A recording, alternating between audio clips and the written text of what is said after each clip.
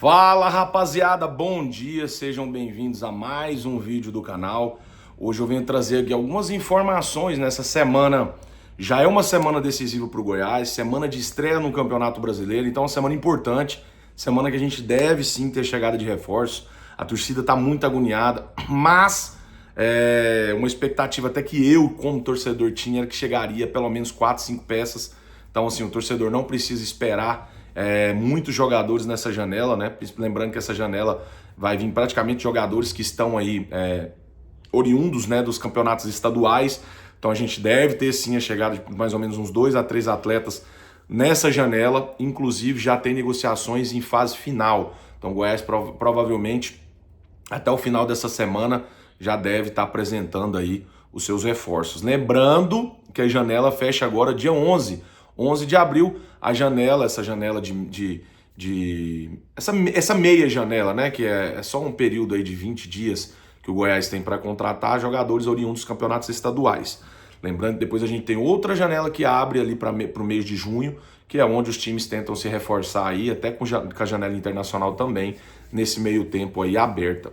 Essa semana, algumas notícias, né? A gente tinha soltado semana passada que o Carlos Eduardo tinha sido oferecido, depois logo agora que veio bater aí que realmente tem interesse, então todo mundo noticiou, mas a gente noticiou lá atrás, você já tinha essa informação, que o Carlos Eduardo tinha sido oferecido ao Goiás. O Goiás que, no momento, não tem tanto interesse em contratar jogadores pelos lados do campo, né? O Goiás hoje tem muito jogador, muitos pontas, e a notícia que eu tenho é que provavelmente a lista de dispensa que chegou à mão do Andrino não deve ser a mesma lista de dispensa até o final aí dessa janela, porque o Goiás deve tirar jogadores que estão na lista de dispensa, provavelmente a pedido do treinador Wagner Mancini. Eu acredito muito que o Brenner Herculano vai ser oportunizado, né? O DG também é um jogador que estava numa geladeira danada aí, vem treinando e não me estranharia nada voltar a jogar, inclusive a equipe titular também, não seria um baque para mim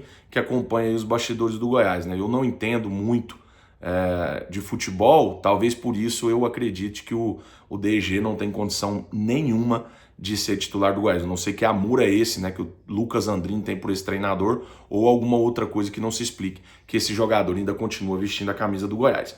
No mais, então o Carlos Eduardo é um jogador que, na minha opinião, agregaria muito, não pelo futebol que vem jogando nos últimos anos. O Carlos Eduardo já não consegue jogar bola já há algum tempo, né? As equipes que vêm passando, ele não consegue mais ser aquele Carlos Eduardo, né, que a gente via brilhar aqui em Goiânia, principalmente nos jogos contra o Vila. Era bom ver o Carlos Eduardo jogando, parece que para ele era um espírito diferente de jogar contra o Vila Nova.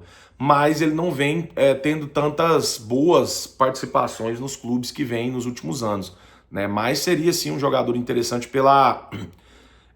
nem tanto pelo futebol, mas pela identificação que ele tem com o clube. Ele tem muita identidade com o Goiás. Talvez seria um nome aí bacana para chegar nesse momento. Inclusive o Vitória, né, se propôs até a pagar metade do salário dele, na casa de 300 mil reais, para o Goiás. Poderia sim ser interessante, né? Tendo em vista que a gente tem aí um jogador, um ponta que não vem rendendo, que é o Zé Hugo, que inclusive está treinando muito bem. Também é um jogador que eu acho que não vai ser negociado nessa janela, e é um dos jogadores que o Goiás tem hoje a melhor moeda de troca no mercado. Por incrível que pareça, é um jogador que despertou interesse de 3 a 4 clubes, né? Então é abrir a boca e o Goiás consegue negociar o Zé Hugo aí tranquilamente. Eu faria, né, se tivesse a oportunidade, por exemplo, de trazer o menino, o Carlos Eduardo, e liberaria o Zé Hugo, né? Seria para mim, no meu ponto de vista, um bom negócio. Outro jogador, né, que a gente viu vincular aí, que eu acho que tem a chance zero de vir, tá? É o Thiago Heleno, né? Um jogador de 36 anos, não vem tendo oportunidades lá no Atlético Paranaense, não vem jogando, né? Já é um jogador que, para mim, seria um erro total a diretoria do Goiás cometer um erro total em trazê-lo, né? Lembrar que a gente teve agora há pouco o David Braz, que passou por aqui, né, e não jogou absolutamente nada, praticamente a mesma idade aí. Então, assim, é um jogador que já está naquela fase de pendurar chuteiras. Acho que o Goiás cometeria um novo erro trazendo o Thiago Heleno. Então, provavelmente, só especulação não deve chegar. Agora, um jogador interessante, né, e eu até consultei esse jogador na semana passada, que foi o Anselmo Ramon. Quando eu consultei naquela ocasião, o que me passaram é o seguinte: é um ótimo jogador, o Goiás gostaria sim de contar com ele, porém nós não sabemos se vale pagar a multa dele para poder tirar ele do CRB.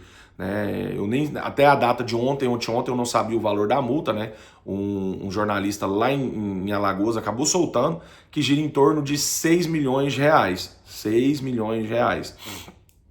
Então, assim, é um ótimo jogador, apesar dos 36 anos, eu acho que joga tranquilamente uma Série B, é um jogador que sabe fazer gol, é um jogador que precisa de poucas chances para marcar, e o Goiás hoje não tem um goleador, e o Anselmo Ramon sim poderia ser esse nome para brilhar na Série B aí. Eu acredito muito que se o Goiás fizesse um esforcinho, obviamente não vale pagar 6 milhões num atleta de 36 anos, principalmente para jogar uma Série B, mas se tiver outra forma que envolva jogadores e que possa trazer o Anselmo Ramon, sim, seria interessante, um ótimo jogador. Não tive atualização sobre o Anselmo Ramon até agora, estou buscando alguma informação, assim que eu tiver eu trago aqui, mas no momento que eu sei é que o Goiás fez sim uma consulta ao Anselmo Ramon, mas que não teria aberto negociações. Vamos aguardar agora, isso da semana passada, dessa semana eu ainda não tive atualização, vamos aguardar a qualquer momento para a gente esclarecer isso. Então, esses 3 jogadores são os jogadores que apareceram aí no radar do Goiás e que provavelmente, pelo menos o Anselmo Ramon, o Goiás tem assim interesse em trazer. O Goiás que negocia também com o meio campista e a qualquer momento o Goiás pode soltar essa negociação. Outras informações, né? A gente tá chegando aí na época de eleição, época para mim mais triste do Goiás, porque é uma época que não agrega absolutamente nada. Eu acho que a questão política no futebol, ela atrapalha muito mais que ajuda. E tá chegando essa época, né? A gente sabe que agora, né, o único até agora que se declarou aí candidato à chapa para o Conselho Deliberativo é o ex-presidente Paulo Rogério. Ele é o único que já declarou que vai sim ser presidente e inclusive já se manifesta nos bastidores do Goiás para poder colher as assinaturas. Precisa de 250 assinaturas para colocar a chapa. Então, assim, já é uma coisa meio que batida, né? Hoje a gente deve ter em média 500 sócios conselheiros e proprietários no total e precisa-se de 250 assinaturas. Desses 500, você vai tirar ali os adimplentes e inadimplentes. Eu acredito que a gente deve ter em média aí uns 450, 470 estourando pessoas aptas a votarem, aptas a assinarem, né, para poder lançar a chapa. Então precisa de 250 assinaturas.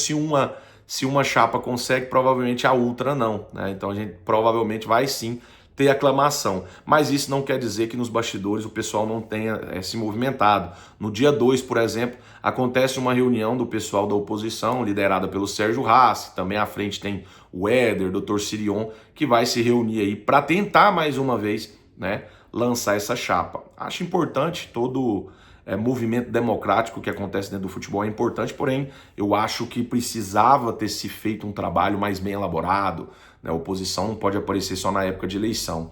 Eu acho que dentro de um clube forte você faz sim uma oposição, mas é trabalhando o ano inteiro, é fiscalizando, é cobrando e não só aparecendo na época de eleição. Então tá desse modelo. Junho tem as eleições do Conselho, né? Provavelmente Paulo Rogério Pinheiro seja novamente eleito como presidente, novamente não que ele não foi, né? Ele foi presidente executivo do clube, mas deve ser aí o novo presidente do Conselho Deliberativo, mas a oposição promete uma briga ferrenha, porque não vai deixar barato não, o pessoal vai tentar de todas as formas aí lançar a chapa, tá bom? Então é isso, né? Segue o movimento, o Goiás estreia às 19 horas na sexta-feira contra o Amazonas, né? Tem esse jogo importante na estreia, precisa vencer. O time do Amazonas vem de derrotas, não vem tão bem lá, então o Goiás precisa, né, mostrar que o trabalho do treinador vem fazendo efeito, que o time pode ter encaixado.